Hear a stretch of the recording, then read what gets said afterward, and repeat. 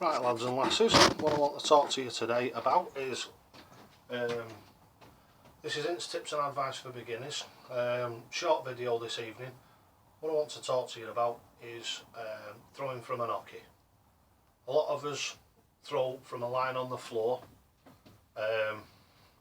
Obviously sometimes you have to do it that way because of, if you've got it in the kitchen or in the house somewhere, somebody could trip over it. What I'm going to do in a future video, and I'll do this shortly for all the people, is I'm going to show you a way to have a proper oche on your floor and make it removable. So you can literally come in, get your oche, slot it into the floor, play your arrows. When you've finished, take the oche up, put it out the way, then there's no danger of anybody tripping over it. The fundamental advantage of having an oche is when you're throwing from one, you're throwing from exactly the same distance from the board every time. When you put your foot against an oche, you can set yourself up in the same place every time.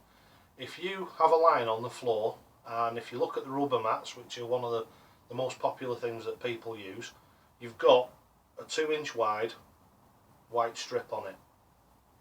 Some people, do you stand at the back of it, do you stand at the front of it, or do you stand in the middle? I think if you look down, every time you're walking, you put your foot down on that oche, you're going to be in a different place. If that oche is 2 inches thick, you can be 2 inches forward to the line, and you can be 2 inches back if you're at the back of the line. So that's going to make a gross difference of 4 inches. Now you're supposed to be 7'9"1/4. So at 7'9" 1/4, you can then end up being almost 8 foot away from the board. Or on the other side of it, you can be almost 2 inches nearer. So 7'9" 1/4. You can be 7'7" 1/4 away from the board, up to nearly 8 foot. So obviously that's a vast difference, and every time you go and stand at the oche, you're going to be in a different position. Now if you've got a wooden oche that's screwed to the floor or attached to the floor in some way or other so it can't move, every time you walk and put your foot against that oche, you're absolutely bang on within millimetres the same distance from the board. So if you set yourself up the same and you're the same distance away, you're going to find that you're going to hit them treble 20s and you're going to hit them doubles far more often. Because if you're going for, let's say, a double 10 and you're 2 inches further away than you think you are, obviously your dart is going to fall short. If you're 2 inches closer to the board when you actually throw the arrow, your arrow is going to go high.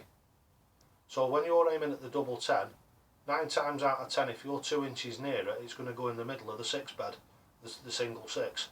Because if you look for where the double 10 is and measure up, if you go 2 inches higher than that, you're going to be into the 6.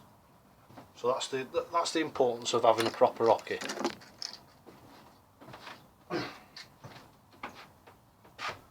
Right, what I'm going to do is I'm going to have 2 or 3 visits to the board, and I'm going to show you how brilliant an oche is for keeping you in one particular place. Because if you've got a line on the board, like I say, you can be here and you can be back over here.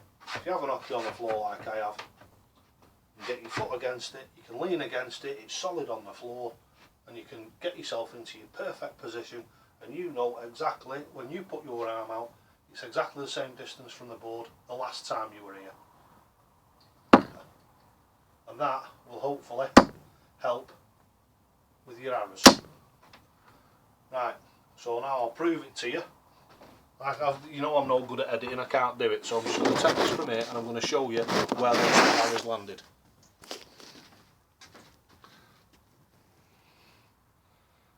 And that is because of a fixed oche position. 2 bullseyes and an outer. Thanks for watching.